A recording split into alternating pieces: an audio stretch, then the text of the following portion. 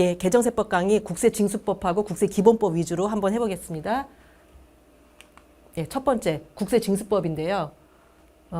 압류 해제 사유에 그 압류 금지 재산을 압류한 경우하고 제3자 재산을 압류한 경우가 이제 하나 이제 추가가 됐습니다. 이제 이게 신설이 됐는데 여러분 그 압류 해제 사유는 당연히 납세자가 뭐 세금을 다 냈다. 우리가 아니면은 이제 국세부가 잘못해서 취소했다. 이러면 당연히 압류를 당연히 즉시 해제를 해야겠죠. 이제 즉시 해제의 의미는 우리가 이제 인지하자마자 해제를 한다는 소리인데 압류 금지 재산을 압류했다.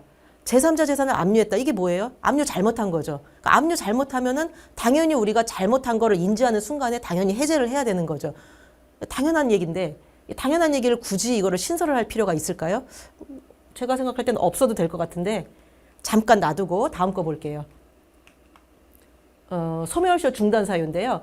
우리가 이제 소멸시효 중단되는 거 납부 고지, 독촉, 교부 청구, 압류 하면은 이제 소멸시효가 중단되고 그때서부터 다시 소멸시효 5년, 통상적으로 5년, 고액 체납인 경우에 10년 이렇게 다시 시작되잖아요. 근데 이제 소멸시효 중단 사유에서 중단에서 제외되는 걸로 뭐가 있냐면 좀 전에 앞에서 봤던 거 잘못 압류한 경우에 압류 금지 재산을 압류했다든가 제3자 재산을 압류했다든가 해갖고 잘못 압류해갖고 압류를 해제했다. 그러면은 원래는 압류를 하면은 소멸시효가 그 시점에 중단이 되는데 그렇게 되면은 소멸시효가 중단되지 않는다는 거죠. 근데 이것도 생각해보면 당연하지 않습니까? 아예 잘못 압류했는데 소멸시효가 중단된다. 소멸시효가 중단되는 건 납세자한테 불리한 거잖아요. 과세관청한테 유리한 거잖아요. 그때서부터 다시 소멸시효를 시작할 수가 있으니까. 근데 잘못 압류해서 우리가 압류를 이제 해제하면은 당연히 종전에 소멸시효 중단됐던 거 다 사라지는 게 맞잖아요. 지금 보면은 앞에 거하고 지금 압류 해제 사유 추가된 거하고 지금 소멸시효 중단해서 제외 사유는 생각해보면 너무 당연한 거거든요. 근데 이게 당연한 게 왜 들어간 것일까? 한번 이거를 보겠습니다. 이제 사례를 보는데 우리가 이제 압류를 하기 위해서는 먼저 이제 딱 수색을 들어가죠. 무슨 얘기냐면은 이제 뭐 회장님이 이제 개인 소득세를 많이 뭐 체납을 했다. 그럼 우리가 이제 회장님 이제 집에다가 딱 이제 급습 비슷하게 이제 이렇게 이제 우리 직원들이 가가지고 이제 수색을 한단 말이에요. 그래가지고 뭐 베란다에 장독대도 뒤지고 무슨 뭐 금 어떤 뭐 골드바 숨겨놓은 거 없나 뭐 비트코인 숨겨놓은 거 없나 막 이렇게 실물 같은 거 찾을 게 아니에요. 근데 우리가 수색을 했는데 압류할 재산이 없어. 마땅한 게 없어. 그래서 압류를 못 하잖아요. 그럼 그런 경우에 소멸시효가 과연 중단이 되겠느냐라는 거죠. 자, 보세요. 소멸시효 중단 사유에 압류가 있어요. 우리가 압류를 하면은 소멸시효가 중단이 돼요. 근데 우리가 압류를 하려고 수색을 했는데 결과적으로 압류를 못 했어요. 재산이 없어가지고. 그럴 때 과연 소멸시효가 중단이 될까요? 예, 대법원은 소멸시효가 중단이 된다라고 했습니다. 압류를 못 했는데도 소멸시효가 중단된다고 했어요. 여기서 한 발 더 나아갈게요. 그 다음에 이번에는 우리 이제 국세청 예규인데 압류할 당시에는 우리가 압류 금지 재산인지가 명백하지가 않았어요. 무슨 얘기냐면은 우리가 뭐 예를 들어서 체납자의 뭐 선산이 있어. 물려받은 선산이 있어. 선산을 압류했는데 알고 봤더니 거기가 묘지였더라. 근데 그게 처음에는 이렇게 불명확할 때가 있거든요. 그리고 우리가 뭐 예를 들어서 처음에는 이렇게 명의상으로는 이 체납자인 홍길동의 재산으로 돼 있는데 압류를 하고 나서 알고 봤더니 이것이 사인 간의 어떤 뭐 소유권 뭐 이전의 소유권 무효 확인의 소송이 제기돼 가지고 수년간의 지리한 공박 끝에 마침내 이것은 소유권 이전이 당초에 잘못된 것이다. 홍길동 재산이 아니라 다른 사람 재산이었으니까는 이것은 뭐 소유권을 이전하라. 이랬을 때 우리는 당초에는 홍길동의 재산이라고 생각하고 압류를 했는데 이것을 압류를 이제 해제를 해야 되는 상황이 이제 발생한단 말이에요. 그래서 나중에 판결을 통해서 압류 금지 재산임이 밝혀져 가지고 압류가 취소됐다. 이랬을 때 소멸시효가 중단된다고 볼 수 있느냐. 예, 이때 우리 청에서는 이것을 소멸시효가 중단된다고 봤습니다. 우리 국세청한테 유리한 거고 납세자한테 불리한 거죠. 그럼 이런 예규가 왜 나왔을까를 한번 생각을 해볼게요. 여러분 소멸시효가 뭡니까? 소멸시효를 한마디로 말하면 권리 위에 잠자는 자는 보호하지 않겠다라는 것이거든요. 그러니까 내가 권리가 있어. 그러니까 국세청은 체납자로부터 징수할 수 있는 징수권이 있어요. 징수권이 있지만 그 징수권을 일정 기간 동안 우리가 행사를 해야 되는 것이고 그 일정 기간 동안 행사하지 않으면은 더 이상 그 권한은 소멸된 것으로 하겠다. 이것이 소멸시효잖아요. 그래서 5년의 기한을 주고 그 안에 우리가 권리자가 권리 위에 잠자지 말고 나의 권한을 행사하라는 거죠. 그러면은 수색에 착수했는데 압류하지 못한 경우를 생각을 해보면 어찌됐건 간에 과세관청은 우리가 나의 권한인 징수권을 행사하기 위해서 최선을 다한 거죠. 우리가 수색을 했잖아요. 수색을 했다는 것은 우리는 권리 위에 잠자고 있지 않았다는 거예요. 그런데 압류를 못했다. 그건 결과론적인 것이고, 결과론적으로 이 사람이 이제 재산이 없으니까 압류를 못한 건 어쩔 수 없는 것이고, 우리는 권리 위에 잠자고 있지 않았다. 그래서 대법원에서는 수색만 하더라도 비록 압류를 못한다 할지라도 수색을 한 시점에 그 소멸시효가 중단된다고 본 것이고, 여기서 한 발 더 나아가서 우리는 설령 나중에 판결에 의해서 잘못 압류해갖고 압류를 취소하는 상황이 발생한다 하더라도 당초에 우리는 외관상 이것은 체납자 홍길동의 재산으로 우리는 인지하고 대외적으로 그렇게 되어 있으니까 그거를 그렇게 믿고 우리는 압류를 했기 때문에 우리가 당초에 명백하게 과세관청의 명명백백한 실수가 아닌 이상, 그러니까 처음부터 이것이 홍길동 재산이 아니라 홍길순 재산으로 되어 있는데도 우리가 실수로 이것을 압류했다. 그러면 완전히 안 되는 거죠. 그때는 무효인 거죠. 당연 무효일 때는 논외로 하고, 처음에 우리가 압류할 때는 그럴듯하게 이것은 체납자의 재산으로 보였는데 나중에 소송을 통해서 다른 사람 재산으로 밝혀지더라. 이런 경우에는 다시 말해서 압류 해제가 당연무효 사유가 아니라 그냥 취소할 정도의 사유가 될 경우에는 우리가 소멸시효가 중단된다고 봤어요. 왜? 우리는 최선을 다했으니까. 우리가 압류할 당시에 이것이 소유권이 넘어갈 줄 누가 알았겠냐고. 그렇기 때문에 우리는 압류가 중단된다고 봤거든요. 이 과세관청에 유리한 겁니다. 납세자에게 불리한 거고. 그런데 이제 법이 개정됐죠.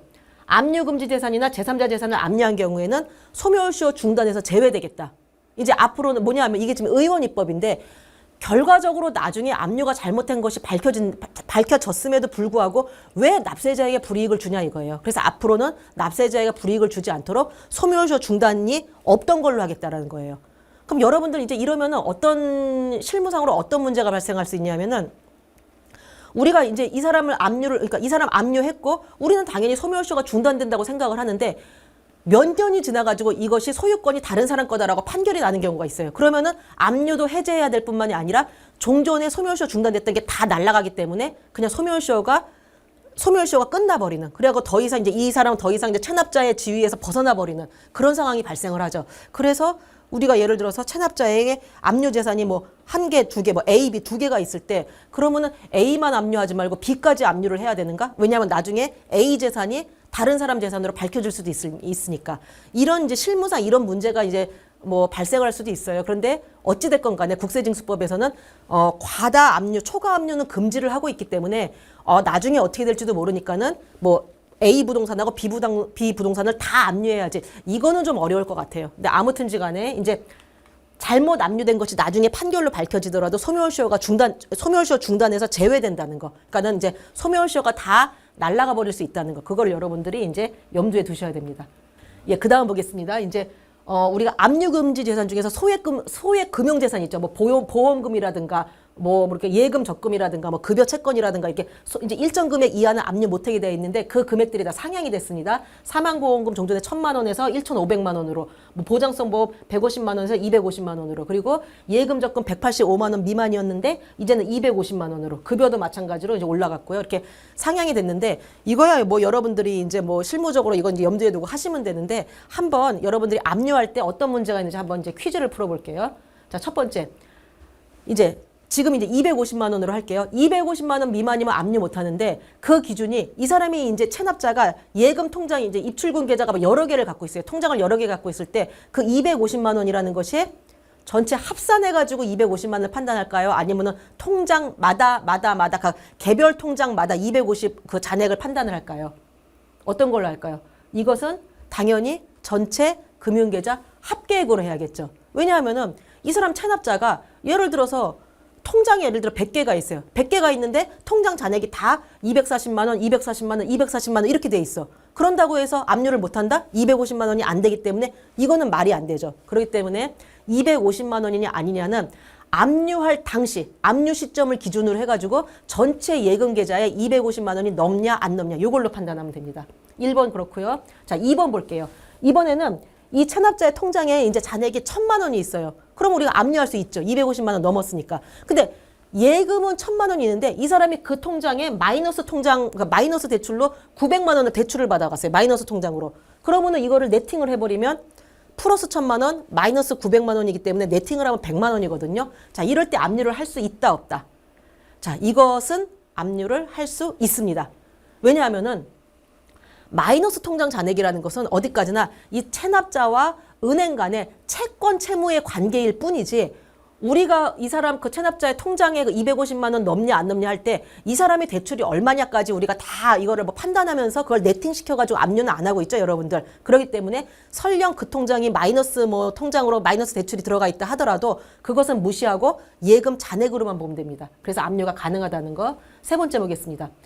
이제 예를 들어서 급여 채권 같은 경우에 뭐 250만 원 미만은 압류 못하고 또 이제 250만 원이 넘어가더라도 기본적으로 우리가 이제 2분의 1은 압류를 못하는데 오늘이 25일 월급날이에요. 월급날에서 그 직원, 그 체납자 홍길동의 그 회사 월급날이었고 이 사람 예금 통장으로 그 급여가 들어갔어요. 그럼 그 급여는 압류할 수, 그러니까 이제 잔액은 250만 원 넘는다고 치고 그럼 압류할 수 있을까요? 없을까요? 그것도 압류가 가능합니다. 왜냐? 압류금지 재산 보면은 여러분들 잘 보면은 압류금지 재산이 급여 채권이에요. 급여를 받을 수 있는 권리, 즉 그 급여 채권을 우리가 압류를 금지하는 것이지 급여 채권이 25일 날 실현이 돼가지고 실제로 회사에서 급여를 지급함으로써 그 체납자 홍길동의 그 통장으로 들어갔다. 그럼 더 이상 그것은 급여 채권이 아니라 그냥 예금 잔액 내지는 현금일 뿐이잖아요. 그렇기 때문에 급여 채권이 25일 날 월급이 돼가지고 통장으로 들어갔다. 그 통장은 압류가 가능합니다. 그래서 결국 다 압류가 가능하다는 거. 첫 번째는 예금 잔액은 전체 금융기관 합계액으로 한다는 거 요거 알아두시고요. 자, 그 다음에 과세전 적부심사 청구 요건 명확화 요거 잠깐 볼게요. 우리가 이제 납세자는 과세예고 통지를 받으면은 과세전 적부심사를 과세전 적부심사 청구를 이제 제기할 수가 있는데 거기서 적용 제외되는 것들이 있어요. 예를 들어서 뭐 수시부가 사유, 납기전징수 사유가 있다든가 조세범 처벌법 위반으로 통고처분 고발당하거나 통고처분 받으면은 과세전 적부심사 청구 제기 못하는데 그것은 이제 조세범 처벌법 위반을 했다는 건 이 사람이 이제 조세 범칙 행위를 했다는 거잖아요. 그러니까 조세 범칙 행위를 한 자에 대해서는 어떤 과세전 적부심사 청구를 제기할 수 있는 좀 권한을 부여하지 않겠다. 약간 불이익을 주는 겁니다. 근데 거기서 우리가 과세하는 이 사람한테 100을 과세하는데 조세범 처벌법 위반 혐의가 있는 건 80이고 나머지 20은 그렇지 않은 뭐 단순한 어떤 무슨 뭐 세무조정 오류나 이런 걸로 인한 경정일 수 있잖아요. 그래서 그 어떤 조세범 처벌법 위반 혐의와 무관한 부분에 대한 어떤 과세 금액에 대해서는 여전히 이제 과세전 적부심을 제기할 수 있도록 그 부분 다 고발 또는 통고 처분과 관련 없는 세목이나 세액은 제외하겠다. 다시 말해서 과세전 적부심사 청구를 원칙적으로 제기할 수 있도록 하겠다라고 했는데 요거 뭐 단서는 뭐 이렇게 사실 그렇게 어려운 거 아니고 또 뿐만이 아니라 이것은 이번에 법으로 추가가 되긴 했지만은 이 법이 아니더라도 종전에도 사무처리 규정으로 운영이 되고 있었어요. 그래서 사실은 뭐 이 법이 뭐 크게 뭐 유의미한 법은 아닌데 이제 제가 이 부분에서 이제 여러분들 이제 설명하고 싶은 것이 있어가지고 이것을 이제 말씀을 드리는데 또 그리고 일단 납세자가 과세전 적부심을 제기할 수 없는 경우에 또 뭐가 있냐면은 과세요구 통지하는 날부터 그 부가제척기간 만료일의 3개월 이하인 경우, 다시 말해서 제척기간 임박분, 이것은 과세전 적부심사 청구 제기 못하죠. 근데 이 조문이 이제 제가 이제 법규과에 있다 보니까 우리가 이제 매년 세법 개정 건의를 하는데 세법 개정 건의를 우리가 총괄을 하거든요. 그래갖고 이제 1년 동안 여러분들이 뭐 생각날에다 무슨 또 뭐 아니면 그 밖에 뭐 공문을 통해서도 그렇고 이제 이런저런 개정 건의를 수시로 많이 해요. 그리고 많이 한 거를 우리가 1년치를 모아가지고 연초에 주로 1, 2월에 그거를 다 취합을 해가지고 2월에 다 이제 이 중에서 어떤 거를 이제 기재부에다가 이제 개정 건의를 할까 이렇게 추려가지고 우리가 이제 개정 건의를 하는데 본지방청 일선 통틀어가지고 개정 건의안이 가장 많이 오는 조문이 뭐냐면 바로 이 국세기본법 81조의 15예요. 이것에 대한 일선의 그 개정 건의 요구가 가장 많이 옵니다. 그러니까 여러분들이 개정 건의 요구가 가장 많이 온다는 건 뭐냐면은 그만큼 이 법을 여러분들이 실무에 적용하기가 어렵다, 애로사항이 많다라는 거거든요. 뭐가 애로사항, 이제 여러분들 또 이제 이게 애로사항이 뭐가 있을까 또 생각하시는 분도 있을 거예요. 그냥 과세요 통지 하면 되는 거 아니야? 하면 되는데 뭐가 어려울까? 자, 애로사항이 뭔지, 뭐가 어려운지 한번 퀴즈를 통해서 보겠습니다. 문제를 5개를 냈는데 한번 여러분들이 이 중에서 내가 몇 개를 맞추는가 한번 여러분들도 한번 풀어보세요. 자, 원칙을 말씀드릴게요. 일단 납부고지세액이 100만 원 이상인 경우에는 납세자에게 과세예고 통지를 해야 돼요. 자, 근데 다음 중에서 과세예고 통지 대상인 것이 있고 과세예고 통지 안 해도 되는 게 있어요. 이 중에 어떤 것인지 한번 풀어볼게요. 자, 첫 번째, 부가제척 기간이 3개월 이내로 임박한 납부고지건. 이것은 과세후 통지 해야 될까요? 좀 전에 제척기간 임박분 뭐라고 한 것 같은데 기억나세요? 자, 좀 전에 제가 뭐라고 했냐면은 제척기간 임박분, 그러니까 3개월 이하로 제척기간 임박분은 납세자가 과세 전 적부심사 청구를 제기할 수 없다라고 했어요. 근데 여기 나오죠? 과세 예고 통지를 하는 날부터 제척기간이 3개월 이하인 경우에 무슨 얘기냐? 원칙적으로 부가제척기간 3개월 이내로 임박했다 하더라도 우리는 과세관청은 과세 예고 통지를 하는 것이고 납세자는 그걸 받은 다음에 과세 전 적부심사 청구를 제기를 못하는 거예요. 그러니까 무슨 얘기냐? 우리는 무조건 과세 예고 통지를 해야 돼요. 다만 납세자는 그걸 받는다 하더라도 과세 전 적부심사 청구를 제기할 수 없다라는 거죠. 그럼 여러분들 그런 생각 들잖아요. 아니 납세자가 과세 전 적부심사 청구를 제기도 못하는 거를 우리는 왜 보내야 되냐? 사실 과세 예고 통지의 본질적인 의미는 납세자가 과세 전 적부심사 청구를 제기할 수 있도록 사전에 알려주는 의미거든요. 근데 납세자가 과세 전 적부심사 청구를 제기도 못하면은 우리가 과세 예고 통지를 할 필요도 없지 않는가? 사실은 우리는 그렇게 생각하고 예전에 그렇게 해왔어요. 근데 그럼에도 우리는 그렇게 해왔지만 실무상 그렇게 해왔지만 법원에서 과세 예고 통지라는 것은 단순히 과세 전 적부심사 청구를 제기하는 것뿐만이 아니라 기본적으로 말 그대로 노티스, 당신에게 과세가 될 것이니 마음의 준비를 하십시오라고 사전에 알리는 고지하는 기능이 있기 때문에 이거를 안 하면은 이건 중대한 하자다. 그래서 무효다. 막 이렇게 법원이 그렇게 얘기를 해가지고 우리가 이제 최근 몇 년간 이제 여러분들한테 많이 주의를 줬을 거예요. 무조건 부가제척기간이 임박했다 하더라도 무조건 과세예고 통지는 보내라. 그러니까 뭐냐 하면은 한 달 남았다 하더라도 그냥 고지서하고 과세예고 통지 같이 붙여서 같이 보내라는 거야, 같이. 왜냐하면 과세예고 통지부터 보내면은 갔다가 한번 반송되고 또 기다렸다가 한번 갔다가 또 등기유포회니까 반송되고 그 다음에 과세예고 통지 예를 들어서 공시송달하고 또 시간 기다리고 이러다 보면은 고지서 제대로 이제 송달하기 힘들기 때문에 부가제척 기간이 임박해서 좀 어렵다 싶으면은 고지서하고 같이 보내는 한이 있더라도 무조건 보내라는 거예요. 이게 1번이 제일 중요합니다. 하여간 납세자가 과세적부 심사 청구를 제기할 수 있느냐 없느냐와 무관하게 과세예고 통지는 무조건 보내라는 거예요. 요즘 어떠냐 하면요. 세무사들이 이런 것도 컨설팅이 되나 모르겠는데 그 시효 이렇게 제척기간 임박분에 대해서는 이런 식으로도 팁을 준대요. 납세자한테. 어디 잠깐만 수도원이나 기도원 같은데 잠깐만 한 달, 두 달 들어갔다 나와라. 휴대폰도 다 꺼놓고 그냥 절대 외부 연락하지 말고 그냥 들어갔다 나와라. 왜냐면 들어갔다 나오면은 부가제척기간 5년이 끝나 있을 테니까.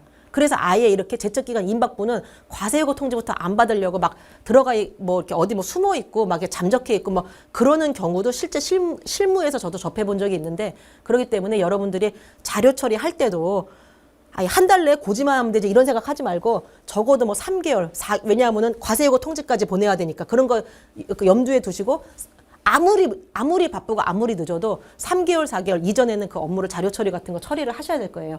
자, 두 번째 거 볼게요. 두 번째 거랑 세 번째 거는 묶어서 볼게요.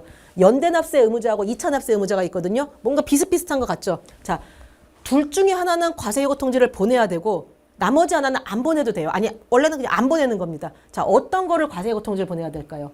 연대납세 의무자, 2차 납세 의무자. 이 둘 중에서는 연대납세 의무자한테 과세예고 통지를 보내야 됩니다. 자, 연대납세 의무자는 동일한 과세를 원인으로 해가지고 상속세 연대납세 의무자처럼 동일한 과세를 원인으로 해서 이제 납부를 한다는 거 외에는 A랑 연대납세 의무자 A랑 B는 완전히 별개의 각각의 납세자예요. 완전히 독립된 납세자이기 때문에 국세기본법에서 정의란에도 납세자 정의란에 괄호하고 연대납세 의무자를 포함한다라고 돼 있어요. 그러니까 연대납세 의무자는 그냥 납세자랑 똑같다. 다만 그냥 동일한 과세 사실에 대해서 같이 납세 의무를 지다 보니까 연대납세 의무라고 한다. 이렇게 생각하시면 돼요. 그래서 연대납세 의무자에게는 무조건 과세예고 통지 보내야 됩니다. 그런데 2차 납세 의무자는 조금 달라요. 2차 납세 의무자는 주된 납세, 예를 들어서 우리가 이제 2차 납세 의무자 가장 이제 많이 하는 게 일선에서는 법인이 체납하면은 그 과점주 51% 과점주주한테 우리가 2차 납세 의무를 지우죠. 근데 2차 납세 의무자는 우리가 성격을 뭐라고 하냐면 보충성, 부종성 이런 용어를 하거든요. 그러니까 뭐냐면은 원래는 주된 납세자에서 납세 의무가 다 성립한 다음에 주된 납세 의무자에게 징수하다가 안 되는 경우에 그 남는 금액, 주된 납세 의무자가 납부하고 미처 납부하지 못한 금액, 즉 부족한 금액에 대하여 법문에 국세기본법 법문에 아예 이렇게 돼 있어요. 2차 납세 의무자는 부족한 금액에 대하여 납세 의무를 진다. 이렇게 되어 있거든요. 그렇기 때문에 2차 납세 의무자는 보충성, 부종성을 가진 납세 의무자고 얘가 혼자서 어떤 독립적으로 이렇게 있는 납세 의무자가 아니란 말이에요. 그래서 2차 납세 의무자에게는 부가처분의 성격도 물론 약간은 분명히 있지만 왜냐하면 납세 의무자가 어쨌든 주된 납세 의무자, 2차 납세 의무자 다르기 때문에 어떤 부가처분의 성격도 있지만 주되게는 이것은 부가처분이라기보다는 징수처분의 성격이 더 강하다라고 해가지고 2차 납세 의무자에게는 그 과세예고 통지를 안 해도 된다라고 최종적으로 판결이 났어요. 이게 보세요. 서울고법이 지금 작년 11월 30일 선거거든요. 그리고 이게 대법에서 심리불속행으로 이게 확정이 된 게 지난달에 확정이 됐어요. 그러니까 이게 지금 한 달도 안 된 어떻게 보면 따끈따끈한 판례라고 할 수 있는데 무슨 그러니까 최종적으로 우리가 이겼어요. 그래서 2차 납세 의무자한테는 과세예고 통지 안 해도 됐는데 안 된다고 판결이 났는데 재밌는 거는 1심에서는 우리가 졌어요. 2차 납세 의무자도 별개의 납세자이기 때문에 과세예고 통지를 해야 된다라고 했어요. 그러니까 이게 무슨 말이냐? 1심에서는 과세예고 통지 해야 된다고 하고 2심, 3심에서는 최종적으로 과세예고 통지를 안 해도 된다고 했던 얘기는 판사님들도 헷갈려 하신다. 판사님들도 어려워하신다는 뜻이죠. 뭐야, 그러니까 판사님들도 어려워할 정도면 일선에서 여러분들 이거 할 때 이거 얼마나 어렵겠냐고. 이게 얼마나 헷갈리겠냐고. 이게 헷갈려요. 그러니까 2차 납세 의무자는 그리고 이게 이제 논란이 된 거를 얘기를 하자면 예전에는 우리가 주된 납세 의무자에게는 납부 고지를 하잖아요. 납부 고지할 때 사전에 보내는 게 과세예고 통지예요. 근데 2차 납세 의무자에게는 우리가 납부 고지란 용어를 쓰지 않았어요. 납부 통지라는 용어를 썼었어요. 2차 납세 의무자에게는 그냥 납부를 통지하는 것이기 때문에 이 사람한테까지 과세예고 통지를 해야 되느냐 안 해야 되느냐가 과거에는 별로 논란도 안 됐어요. 그런데 이제 21년도인가 국세징수법이 전면 개정되면서 용어도 조금 이제 통일이 됐거든요. 그러니까 이제 납부고지, 납부통지 뭐하러 용어를 이원화해서 쓰느냐. 그냥 다 같이 똑같이 주된 납세 의무자에게도 납부고지, 2차 납세 의무자에게도 납부고지 용어 자체를 납부고지로 통일을 해버렸어요. 그러다 보니까 2차 납세 의무자에게도 납부고지를 해? 고지를 할 때는 과세예고 통지 보내야 되는 거 아니냐? 이런 논란이 생긴 거예요. 그래가지고 이게 이제 작년에 이제 소송에 가가지고 1심은 우리가 지고 2심은 우리가 이기고 판사님들도 헷갈려 하시니까 일선에 계신 여러분들도 이거 하면서 많이 헷갈리실 거예요. 그런데 2차 납세 의무자는 2차 납세 의무자는 이제 대법원에서 최종적으로 과세예고 통지 안 보내도 된다 했고 그 이유는 뭐냐? 2차 납세 의무자는 사실은 주된 납세 의무자에 대한 보충성, 종속적으로 그냥 징수하는 것이다. 부족한 금액에 대하여 징수를 하는 징수처분의 성격일 뿐이기 때문에 과세예고 통지 안 해도 된다. 이렇게 됐고요. 자, 4번하고 5번 한번 볼게요. 기한후 신고랑 수정신고가 우리가 들어오는데 어떤 사람 기한후 신고하고 수정신고하고 납부할 세액 1,000만 원 이렇게 신고를 해요. 근데 납부를 안 하죠. 그럼 우리가 한 달이나 두 달 뒤에 우리가 이제 신고 이렇게 본 다음에 신고 시인 한 다음에 우리가 문납부 당연경정, 우리 문납부 고지한단 말이에요. 우리는 이거를 통상적으로 뭐 문납부 당연경정이다, 뭐 문납부 고지다 이런 말을 해요. 4번과 5번이 둘 다 문납부 고지예요. 그런데 둘 중에 하나는 과세예고 통지를 해야 되고 둘 중에 하나는 안 해도 됩니다. 어떤 걸 해야 될까요? 4번.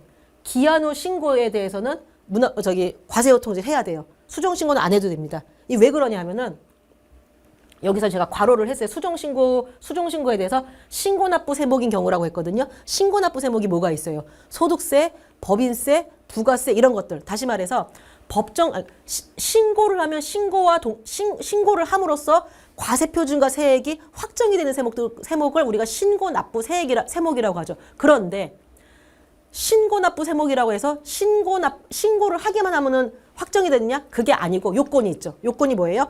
법정 신고 기한 내에 법인세건 부가세건 소득세건 간에 법정 신고 기한 내에 신고를 하면은 그 자체로 과세표준과 세액이 확정이 돼요. 그 확정이 됐기 때문에 자, 수정 신고라는 건 법정 신고 기한에 신고한 사람이 또 잘못한 경우에 수정 신고하는 거죠. 그렇기 때문에 자, 5월 31일까지 소득세 신고했어요. 1,000만 원 납부할 세액으로 신고했어요. 그러면 그 자체로 과세표준과 세액이 확정이 됩니다. 그 다음에 뭐 1년 지난 뒤에 내가 조금 과소 신고한 것 같아서 추가로 뭐 200만 원을 추가로 신고했어요. 그러면 그 수정 신고함으로써 또 그 추가로 200만 원 그 신고한 것이 그대로 확정이 돼요. 그렇기 때문에 수정 신고는 이미 납세자가 수정신고를 함으로써 과세표준과 세액이 확정됐기 때문에 별도로 우리가 그것을 확정하는 처분을 할 필요가 없어요. 과세표준과 세액을 확정하는 처분이 뭐다? 그게 부가처분이에요. 부가처분하고 과세처분은 같은 말이고 납세자가 이미 신고함으로써 과세표준과 세액이 확정됐기 때문에 더 이상의 부가처분을 할 필요가 없고 이미 그 세액은 확정된 상태에서 우리는 고지만 하는 거예요. 이 사람이 납부를 안 했으니까. 그래서 이거는 뭐냐면 문납부 당연고지예요. 우리가 수정신고 납부에 대해서 그거를 문납부 당연고지라고 하는데 기한 후 신고는 법정 신고 기한 내에 신고를 안 했기 때문에 예를 들어서 5월 30일까지 신고 안 하면 한 달 지나서 이 사람이 기한 후 신고했다? 그럼 이거는 과세표준과 세액을 확정하는 효력이 없어요. 없기 때문에 어떻게 된다? 그렇기 때문에 우리가 과세표준과 세액을 확정을 해줘야 돼요. 그래서 우리가 과세표준과 세액을 확정하는 그 행위를 우리가 일선에서 뭐라고 그래요? 자, 납세자가 기한 후 신고를 했어요. 납부할 세액 1,000만 원 했어요. 근데 우리가 이제 뭐 몇 달, 뭐 두세 달 뒤에 1,000만 원을 고지를 해요. 우리가 고지를 하는 것과 납세자가 기한 후 신고한 것과 요 사이에 뭐가 있어요? 요 사이에 우리가 뭐가 있느냐? 신고, 시인, 결정이 있어요. 우리가 통상 신고, 시인, 결정한다고 하죠. 그것이 과세표준과 세액을 확정하는 행위예요. 그렇게 신고, 시인, 결정을 해서 납부할 세액을 1,000만 원을 고지하는 것이기 때문에 이것이 부가처분이거든요. 그래서 우리는 기한 후 신고에 대해서는 신고, 시인, 결정을 하고 마치 우리가 이 사람의 신고한 세액을 문납부 당연 고지를 하는 것 같지만 사실은 우리가 신고, 시인 결정을 한 다음에 고지를 하는 것이기 때문에 이것은 사전에 과세예고 통지를 해야 됩니다. 자, 그러니까는 여기서 지금 1, 2, 3, 4, 5 중에서 과세예고 통지 안 해도 되는 게 뭐예요? 3번 이차납세 의무자하고 5번 수정신고 후 문납부 고지자에 대해서는 이것은 징수처분이기 때문에 안 해도 되고 다른 것들에 대해서는 이것은 이제 과세예고 통지를 해야 되고 아까 제가 이제 여러분들한테 가장 개정 건의가 일선에서 많이 올라오는 게 지금 이 조문 이제 이 과세예고 통지 이 부분이라고 했는데 그래서 여러분들이 이제 이 부분을 많이 이제 어려워하셔갖고 사실은 저희가 올해 이 5개를 모두 기재부에다가 이제 세법 개정 건의안을 올렸어요. 건의를 어떻게 했냐면은 2번부터 5번까지는 어떤 게 과세예고 통지 대상이고 어떤 게 과세예고 통지 대상이 아닌지 이게 많이 이제 우리가 직원들이 헷갈려 하니까 그렇잖아요. 판사님도 헷갈려 하시잖아요. 그러니까 판사님도 헷갈려 하실 정도니까는 요거를 법문에 조금 더 명확하게 이거는 과세예고 통지하고 저거는 안 해도 된다라는 거를 조금 명확하게 해줬으면 좋겠다. 이렇게 저희가 개정 건의를 올렸어요. 그래서 기재부에도 저희가 설명을 했고 그래서 기재부에서도 알았다 한번 좀 긍정적으로 검토를 해보겠다라고 해가지고 요것은 이제 좀 그래도 어느 정도 좀 쉽게 개정이 될 수 있지 않나 기대를 거는데 1번은 저희가 개정 건의를 어떻게 했냐면은 현실적으로 우리가 사실 뭐 우리 다 아는 얘기지만 현실적으로 과세예고 통지 받아도 부가제척기간 임박부는 과세적분심도 제기 못하면은 다시 옛날처럼 그냥 우리 옛날로 돌아가서 과세예고 통지 안 해도 되는 게 아닌가. 그래가지고 좀 이거는 과세예고 통지 이제 제척기간 3개월 임박부는 과세예고 통지 대상에서 좀 빼달라라고 우리가 이제 기재부에 올렸는데 이것은 이제 기재부에서 상당히 부정적으로 와요. 이제 왜 그러냐면은 이게 그거잖아요. 우리가 좀 세무공무원이 일하기가 좀 많은 애로사항이 있으니까는 이거를 좀 과세예고 통지에서 제외해 주십시오라고 이제 우리가 개정 건의를 하는 거잖아요. 그런데 이제 기재부나 외부나 아니면 납세자 입장에서 볼 때는 이거는 분명히 납세자의 권리구제에 직결되는 것인데 납세자 권리구제를 예를 들어 세무공무원들 일하기 힘들다고 이걸 빼달라고 한다. 그거는 조금 이제 좋게 보질 않잖아요. 요즘같이 이렇게 납세자 프렌들리 시대에. 그래가지고 1번 같은 경우는 좀 개정이 되기가 어려워요. 그래서 이제 다 말씀드리는데 여러분들 이미 다 알고 계시겠지만은 실제로 그럼에도 불구하고 과세예고 통지를 보내지 않아가지고 지는 경우가 꽤 많습니다. 저는 뭐 몇백억짜리도 본 적이 있어요. 이런 경우를. 그래서 우리가 이거는 뭐 우리가 이제 과세를 하고 불복을 가가지고 뭐 치고받고 하다가 질 수도 있는데 그러니까 링 위에 올라가서 싸우다가 치고받고 하다가 지는 거는 그럴 수 있다고 치는데 과세예고 통지를 보내지 않으면은 이것은 링 위에 아예 올라가 보지도 못하고 그냥 너무나 허무하게 지는 거거든요. 여러분들 그 고생을 해놓고선 이 어떤 형식적 요건을 이제 뭐 과세예고 통지라는 그런 그 요건을 갖추지 못했다는 이유로 지는 거는 너무나 안타까운 거니까는 좀 그 부분을 꼭 유념해가지고 잊지 말고 무조건 과세예고 통지를 보내도록. 너무나 임박했다. 부가제척에 임박했다. 그런 게 같이 보내세요. 고지서 같이 보내더라도 꼭 좀 보내도록 그렇게 해주시기 바랍니다. 그다음에 이제 국제조세 분야도 있는데 국제조세는 그냥 간단하게 그냥 짚고 넘어갈게요. 뭐냐면은 지금 러시아가 아직도 우크라이나하고 전쟁 중이죠. 그래갖고 뭐 러시아가 뭐 우크라이나하고 전쟁하는데 자기네 나라의 어떤 그 협력을 안 해주는 뭐 비우호 국가를 지정을 했나 봐요. 거기에 이제 우리나라도 비우호 국가로 이제 지정을 해가지고. 우리나라에게 뭐 이렇게 적극적으로 우리나라 전쟁하는데 지원 안 해주는 국가하고는 우리나라 조세조약 체결한 거 다 무효로 할 거야. 조세조약 안 지킬 거야. 뭐 이렇게 해가지고 그래갖고 이제 조세조약 이행을 중단하게 됐어요. 그러다 보니까는 우리가 우리나라와 러시아와 이제 체결한 조세 조약에 따르면은 뭐 이자나 배당 소득 같은 거 10% 원천 징수해야 되는데 러시아에서 우리는 조세 조약 안 지켜 우리나라 법대로 원천 징수할 거야 이러다 보니까는 우리나라 기업들이 러시아에서 이제 돈 벌어오면서 그 나라에다가 이제 조세 조약보다 더 많은 세금을 낼 수가 있거든요. 그렇게 더 많은 세금을 냈을 때 우리나라에서 이제 외국 납부 세액 공제를 대신 해주겠다. 그 나라에서 낸 세금만큼 우리나라에서 외국 납부 세액 공제를 해주겠다라고 해가지고 러시아가 조세 조약을 위반하여 제한세율을 초과가 세한 세액은 우리나라에서 외국 납부 세액 공제 대상이 되도록 뭐 이런 게 들어왔고요. 그 다음에는 이제 뭐 해외 신탁 자료 이제 제출음인데 이건 뭐냐면은 우리나라가 이제 해외 뭐냐면 역의 세원 관리를 강화하기 위해서 해외에 부동산을 투자한다든가 해외에 어떤 뭐 자금을 뭐 이렇게 자금을 투자한다든가 이런 것들은 다 외국한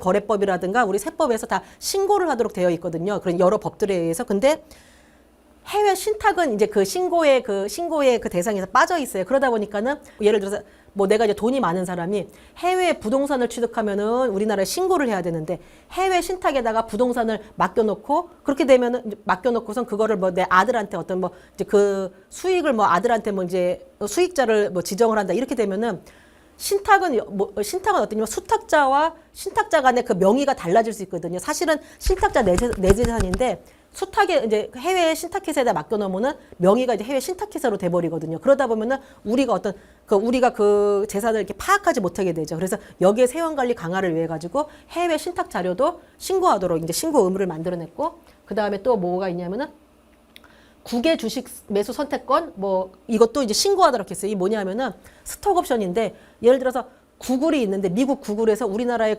한국 자회사 구글이 있잖아요. 그럼 내가 한국 자회사 구글에 다니는 직원이에요. 그러면 통상의 경우에는 한국 구글에서 스톡옵션을 받는데 그럼 한국 구글에서 나에게 주는 스톡옵션은 다 신고가 들어가죠. 신고 들어가고 원천 징수도 되고 그러는데 이게 글로벌 기업들은 이런 이제 내가 한국에서 일했는데 그 일한 것에 대한 어떤 스톡옵션을 주는데 그거를 한국 자회사, 그러니까 구글 자회사가 주는 게 아니라 구글 본사에서 줄 때가 있거든요. 그러니까 구글 본사에서 내 한국에서 일하는 나한테 스톡옵션을 주면은 구글 미국 법인은 우리나라의 법에 영향을 받지 않기 때문에 그것을 뭐 원천 징수하지도 않을 테고 우리나라에 신고도 안 할 거란 말이에요. 그러면은 우리 한국인이 이제 구글 자회사에 있는 한국인이 구글 본사로부터 스톡옵션 받았는데 이게 신고가 누락될 수가 있죠. 물론 나는 원칙적으로 종합소득세 신고를 해야 되는데 그게 또 누락이 될 수 있기 때문에 그런 이제 구글 본사에서 스톡옵션이 오는 경우에도 이제 신고하도록 그런 이제 신고 요건이 강화됐습니다. 예, 이상으로 해서 기본법, 징수법, 국조분야 그냥 간단하게 봤는데 예, 여러분들 업무에 조금이라도 도움이 되셨으면 좋겠습니다. 예, 감사합니다.